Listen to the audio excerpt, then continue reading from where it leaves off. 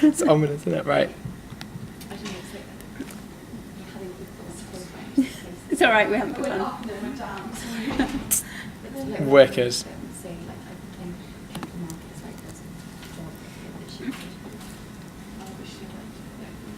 Hey, right. Okay, sorry for keeping you all.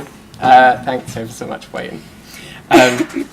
Nav is going to lead this talk on emerging markets with extensive experience in international affairs and politics, being a SOAS person. And we're going to talk about how we define growth, what an emerging market is, where they're emerging from, if that makes sense. And then we're going to look at, Nav's going to talk about lots of different countries.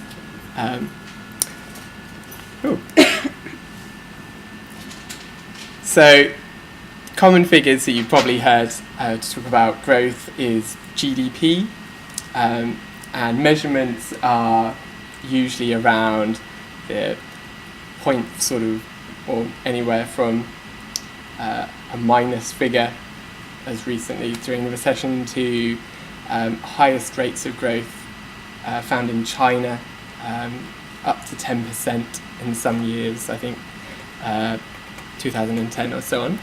Our GDP growth rate at the moment has been 0.4% on average over the last 4 years. And in some quarters, so for 3 months of the year, I think during the Olympics, it was a bit larger.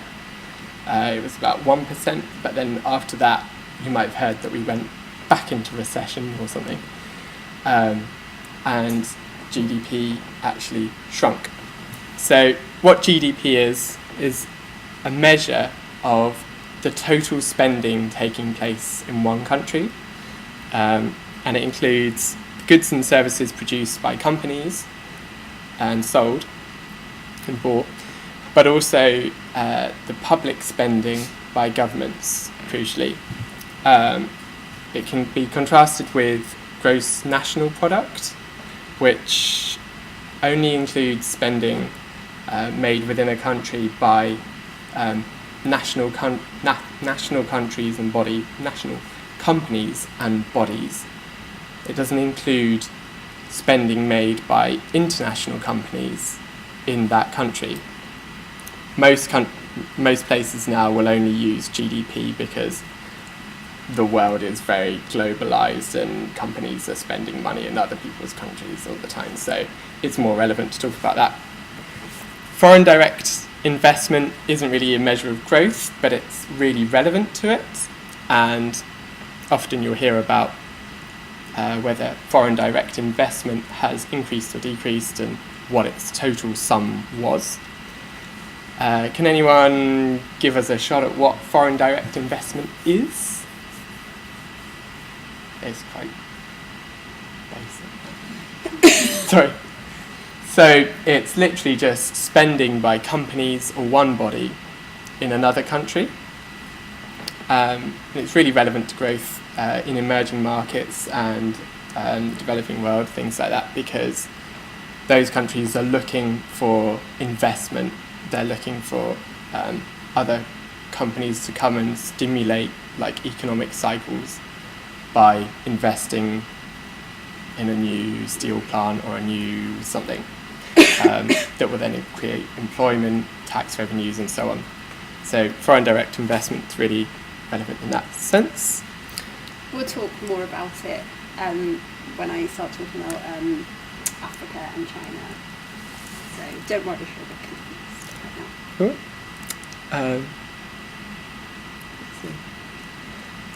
So what is an emerging market? The idea or the principle is that they're countries or markets that have previously been seeing sort of low rates of growth and don't have the same technological advancement, political advancement, or things like that, and are now in a transitional period of high rates of growth, investment, foreign direct investment, and so on.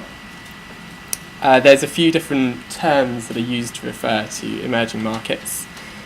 Currently, the BRICS are sort of, I think, what's used most. Nav doesn't like the term, and they all have their problems. So it refers to Brazil, Russia, India, China, and South Africa.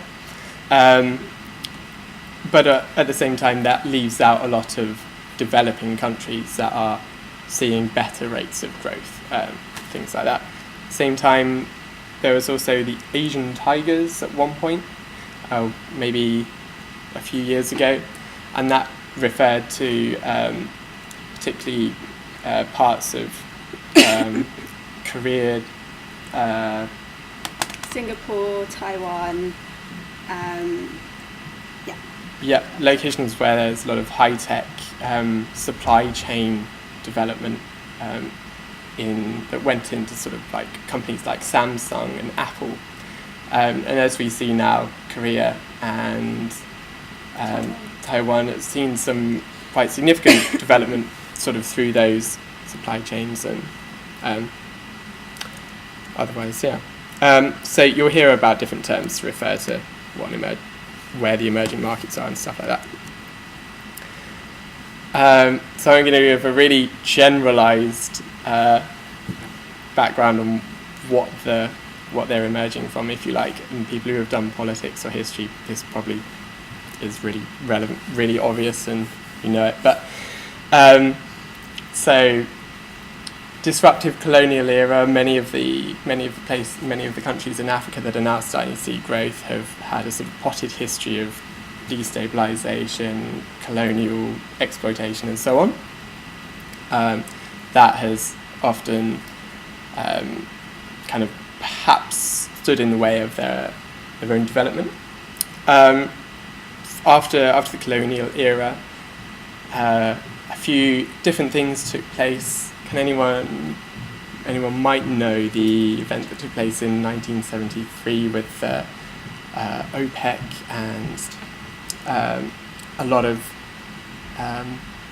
sort of cheap loans that were made available to post-colonial countries, in which these new countries that had just got independence from colonial masters like England and America, France, and so on, took on lots of debt in order to support infrastructure projects and so on.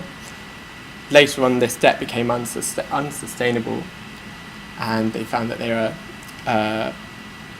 unable to pay back these debts and started being subjected to financial liberalisation imposed by the IMF and WTO. That then leads into the political situation which we have now, in which after about 10 to 20 years of very harsh economic sort of rules imposed on the emerging market countries by the IMF and sort of related powers to Europe and so on, these countries have kind of stuck to quite austere public spending, and if you like, have quite conservative public spending, or have had for 20 or so years, and that makes them very open to international investment and so on. And that gives us the political position in which they can now financially develop. So on to Nav's part now, and we're going to look at some countries. Okay, thanks Tom. Just to clarify, I'm not an expert, I'm just really interested in all of this. So I'll start off with China, because out of all the emerging markets and the world, China has got the highest growth rates, and this year it's predicted to grow at 8.2%, which is actually quite low for China, and I'll tell you why later. Basically, Chinese growth started from the reform era in 1979. So since 1979, China has been on this rapid growth period, and I think in a few years' time it will be the largest economy in the world. It will surpass the United States. It surpassed Japan a few years ago to become the second biggest. So the Chinese economy relies on exports, and its biggest trade partners are the EU and the US. And as you know, the current economic climate in the EU and the US isn't very good. So that's meant that trade is down, which has caused Chinese growth to go down as well. But it's still very high. Because China's economy has been fueled by exports, it's meant that development mostly took place in the coastal provinces. So you must know where Shanghai is, Beijing, all those areas around, all those cities are located on the east coast. Whereas if you go inside of China towards Central Asia, there's very little development going on there. And there's also currency disputes. I don't know if you guys know anything about this, but 2 years ago, President Obama was particularly concerned with this, and what the Chinese have done is that they've kept their currency artificially low to help their exports, and obviously that's not very fair for other countries. Key industries in China are energy. Sinopec is the largest Chinese company. The automobile industry is also really big, so lots of Chinese cars coming on to our roads. Manufacturing consumer products, so we all know about made in China. Pretty much everything in this room was probably made in China. And I don't know if you guys know about Foxconn. Does anyone know about what happened a year ago or so now? Foxconn is a company that owned one factory, they own loads of factories, but this particular factory was working on Apple products in China, and they had really bad working conditions, people committing suicide to the extent that they had to put nets around the building. So people, when they committed suicide, they would just fall into the nets. It was really bad, really big scandal. If you just Google it, there's loads of YouTube videos about it as well. But nonetheless, despite the bad conditions in Chinese factories, manufacturing is at a 2-year high. Telecommunications and information technology is still a very big industry, and you'll see that throughout developing countries. This is the fastest growing industry, one of the fastest growing industries, China Mobile is the world's largest mobile operator, 703 million customers. That might be because it's a state-owned enterprise, and China has a huge population, so, those things correlate. Sorry. Okay, so this slide is about intellectual property disputes. I read an article in The Guardian about this. It's not big or anything, but it's basically about how Chinese are stealing the designs of other cities and just copying them. So can you see that picture on the top? That's a city in China modelled on Manhattan. It's not actually finished yet, but they've basically just taken the skyline of Manhattan and duplicated it, and it's also got its own Hudson River, and aims to be the largest single financial centre in the world when it's completed in 2019. And then also there's a barbecue restaurant in Zhengzhou, which has copied a really famous building in France. I think it's more than inspired it. I think they've just copied it. I don't think it's fair to say they've inspired it. Basically, why I wanted to talk to you about this is just to look at law in China, particularly with property rights. And there has been a change.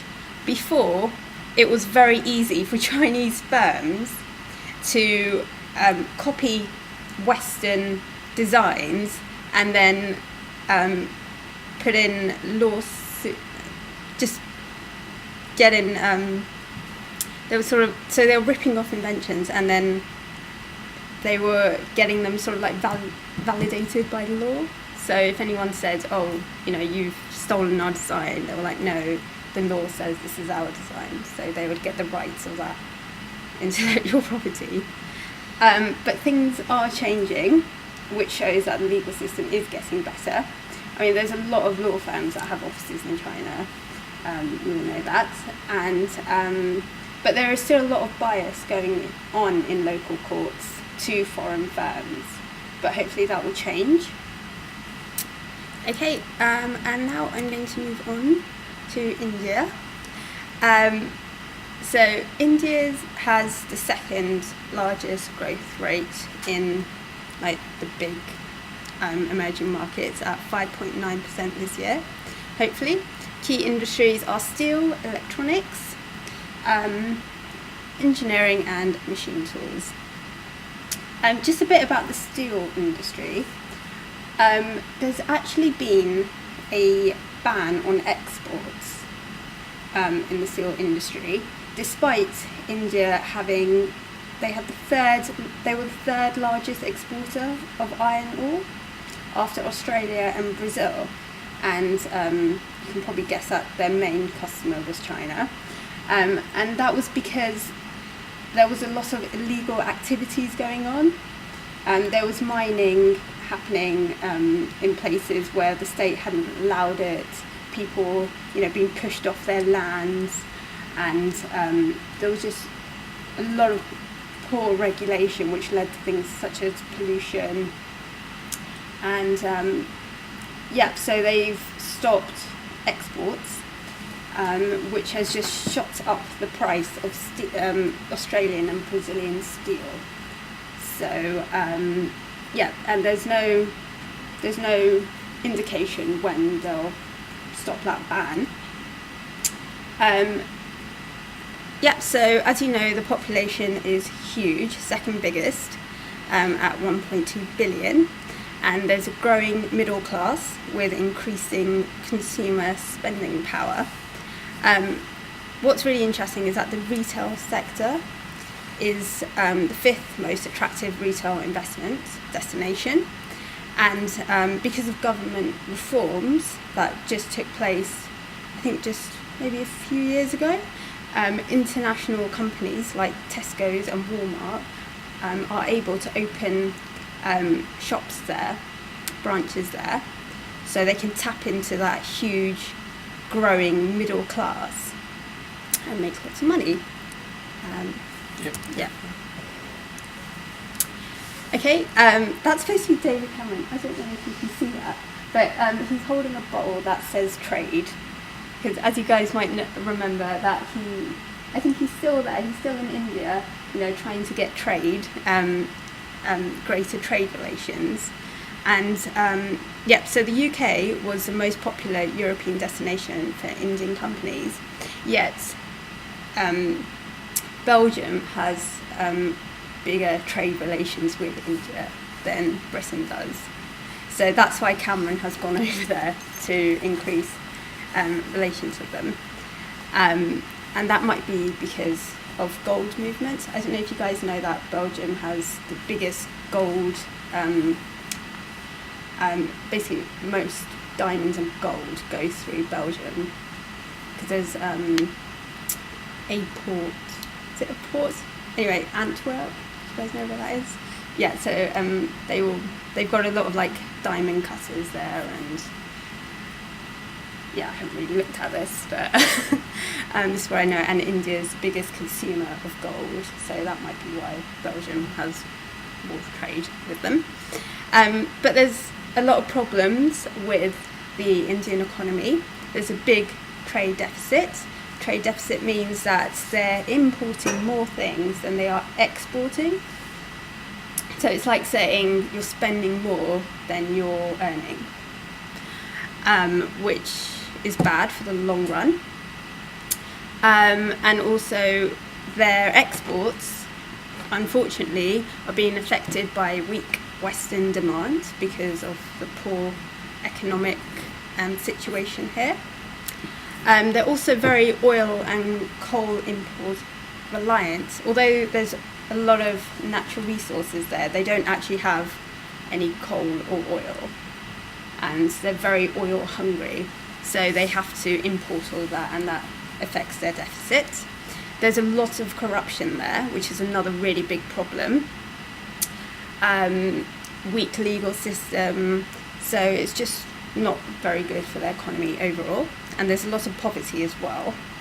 And the independent slum industries are quite interesting because although it's like another layer of the economy that's independent from the state, so they would have to like tackle that if they would like to achieve greater economic growth. Okay, now to Brazil. And the reason why Tom said that I'm a bit sceptical about the BRICS is because the BRICS includes Brazil, yet Mexico for the past 2 years has had higher growth rates than Brazil. So you can see that the concept of BRICS was devised, it was actually the BRIC, not the BRICS, but it was devised in 2001 by a Goldman Sachs executive, and so it's quite outdated. And he basically just predicted that these 4 economies would be really big in about 20 years' time or so. And although he was partly right, he wasn't completely right. So I've been to quite a lot of law events where people, when someone mentions emerging markets, they just think it's the BRICS or the BRICS, but they're not entirely correct when they say that, because there are other countries that are doing better than the BRICS. So just bear that in mind. So Brazil is a big producer of steel, cement, TVs and refrigerators. As you know, the World Cup and the Olympic Games are going to take place there next year and in a few years' time. So obviously there's a lot of infrastructure happening in Brazil. I just spoke to one of my friends from there, and she said there's a lot of, big infrastructure projects happening in the country. And agriculture is another really big thing, mainly because they've got all that, forest and land that it's just so easy to cut so much of it down and then use that land for agriculture.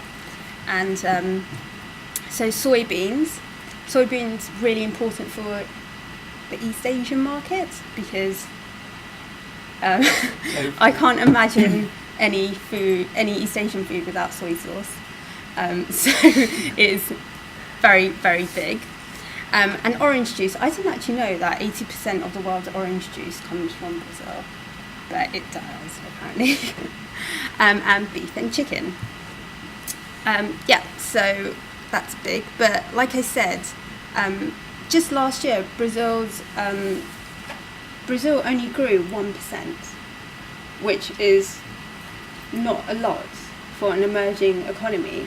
So it's a bit of doubt whether Brazil's going to reach the targets that some people, the high targets that some people are setting it. And there's a lot of inflation there, because although the economy isn't growing very much, they've also had some problems like droughts, which have affected electricity supplies. There's a lot of inflation because the government, last year was an election year for it, so they had to keep prices down even though there was no growth, which caused a lot of inflation, which is never good for long-term growth. Okay, so now I'm going to go to Africa. I don't really like putting Africa in like one category, but just for the sake of this presentation I will. So this year the continent is supposed to be growing by 5.8%, and the biggest drivers of growth are transportation, telecommunications, like I said before, throughout these developing countries, telecommunications play a really big part. Everyone wants an iPhone or any sort of mobile, really. Manufacturing, and of course resources, infrastructure and agriculture. As we all know, that Africa is just abundant with natural resources.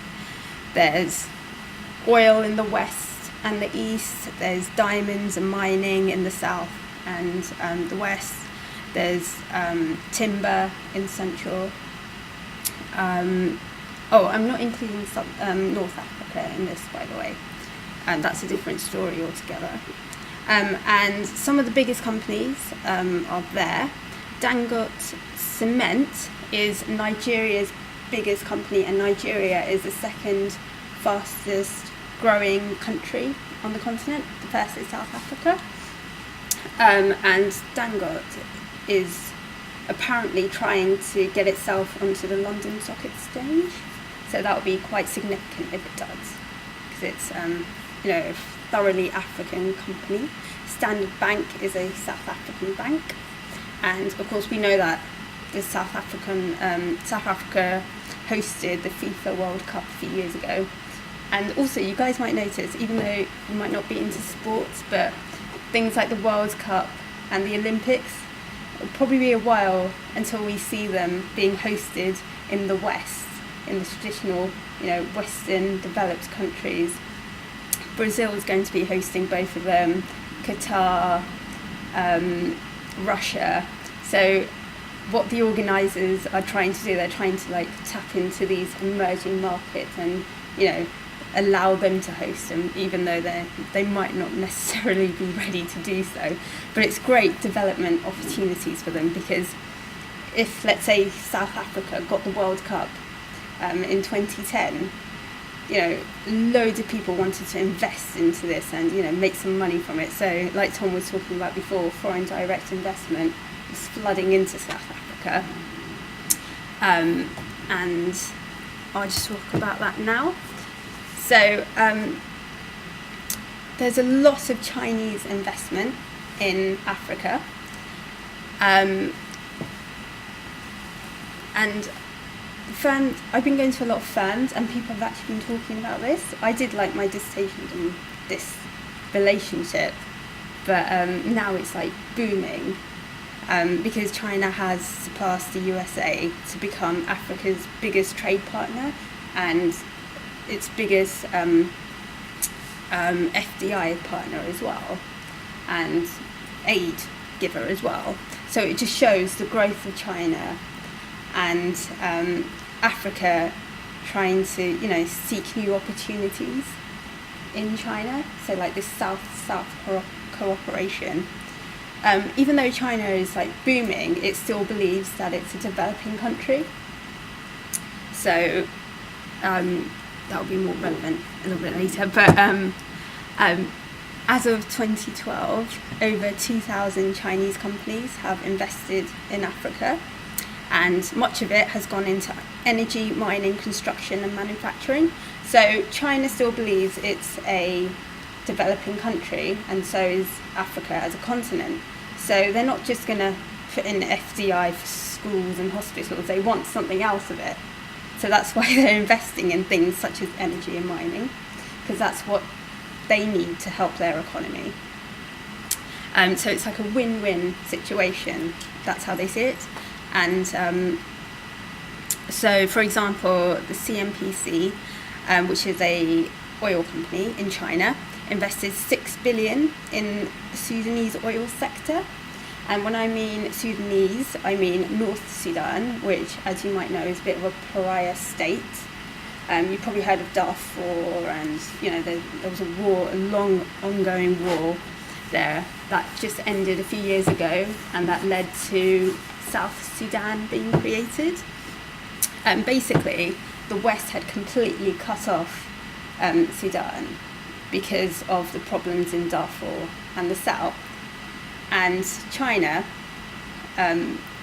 came in and they offered the Sudanese a really good deal, because the Sudanese, they were stranded, completely isolated. and that drew in a lot of criticism, which people like George Clooney, that's George Clooney there, you can't see, really, really felt really strongly about. So there's a lot of mega projects happening. One of the biggest ones is the Seiko Mines and the Congolese government. Seiko Mines is a Chinese conglomerate, meaning a collection of Chinese mining companies that have made a deal with the Congolese government. You guys probably know that the DRC is a really unstable state. There's been long ongoing war. That whole area, do you remember Coney 2012? Yeah, that sort of like relates to it. Even though like Coney was in Uganda, but that whole area is just full of, rebels, and it's very, very unstable. But anyway, China has gone in and offered a deal to the Congolese government, and the deal was basically that the Chinese company would get mining concessions in exchange for investment, which was worth 9 billion, and out of that 2 hospitals were built, and 2 universities were built, and a 6,600 kilometre long road. So, like I said before, there's sort of like a mutual benefit with China going into Africa.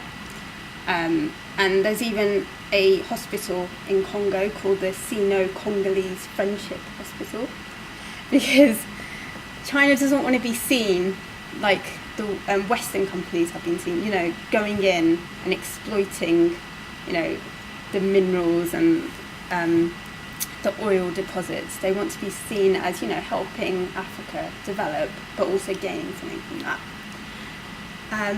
But obviously there's been a lot of criticism. I just told you about people thinking that China supports predatory regimes in Sudan, Zimbabwe, and people like celebrities like George Clooney openly criticising that. And a lot of people do say that, China's just there to fuel their own economy. They don't care about Africa. They don't care about, African people, because when they put themselves down, when they sign up for these huge projects, they just bring all their workers to the countries. They're not really actually creating jobs or anything. But there's 2 sides of the argument. And when I was studying this, all the authors came to the same conclusion, that it's too early to assess whether it's a bad thing or a good thing. We just know that these deals are helping Africa gain more hospitals, universities, schools, and better infrastructure, because that's what's really the Achilles heel of the continent. It is the lack of infrastructure, and that's due to, Tom was talking about what has made these countries emerge, and one of the reasons why Africa is emerging now rather than 20 years ago was because the continent was plagued with wars. It wasn't just famine, it was just a lot of wars, one after the other. So it's a good development opportunity. That brings us to yeah. an end. Cool. So I probably don't need a really boring summary, but the important things to remember is what GDP is. It gets thrown around a lot, and it's really only talked about in terms of, it's usually talked about in terms of positive percentage, i.e. growth, or negative, like going into recession. And also the changing just a changing character of the world and relationships between different countries. You know, unfortunately, the West is in decline, and these countries are on the rise. So in 20 years' time, when you're working in law firms or when you're a barrister, this might not really apply to you, Flora, but when you're working in law firms, you will see that most of your work, if you do corporate work, as opposed to family, that most of your work will be coming from these countries, because these are the ones where business is taking off for the long term. Yeah. I went over my bit really quickly, but if anyone has any questions or anything for each of us. Yeah. Okay.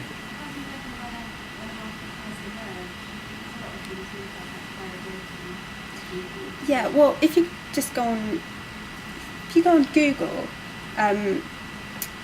organisations like the IMF and the World Bank actually have lists of countries that they consider emerging markets. So these aren't just the only emerging markets. The Philippines, Indonesia, Malaysia, they're all growing. They've all got more than 1% growth rates.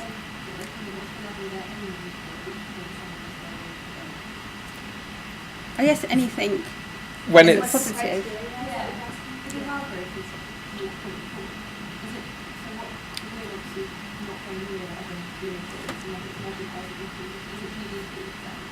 Yeah. So it will be measured. It will probably be be measured in GDP and another thing called GDP per capita. So we're talking about the whole spending and whether or not the whole spending is getting bigger or smaller. But then there's a way of standardising it by saying how much spending is taking place in the economy per person. So then you start to identify the fact that how much each person has in terms of spending power or their wages. So you would see that in England and America we have a high level of GDP per capita. So it might be in the region like 50,000 or something like that pounds, and whereas and that sort of tends to include you can add into that wages, benefits and things like that, whereas countries such as Africa will be like looking at figures of $400 to $800 per capita. So per capita is actually per 1,000 people, but it's a way of standardising it at least. So the relative changes once these countries get to a higher stage of GDP per capita, then they'll probably be considered to have emerged. And looking at, as now said, Korea, Taiwan and so on, they're countries that have kind of gone through this really rapid stage of industrialisation and have really established their own large multinational corporations and so on, and they're kind of more sort of self-dependent. That helps, thanks. Go on the other questions. No problem. Yeah, really pleased you all came. Thanks. Yeah, thanks for coming, guys. Thank you. I don't know if people want to, like in the future, talk about bits of news that they've seen. I think like Kathy and Claire, you talked about. Kathy and I overheard Kathy and Claire like saying this at one point, that you would kind of look for a bit of news and then just chat about it. I don't know if that's something you want.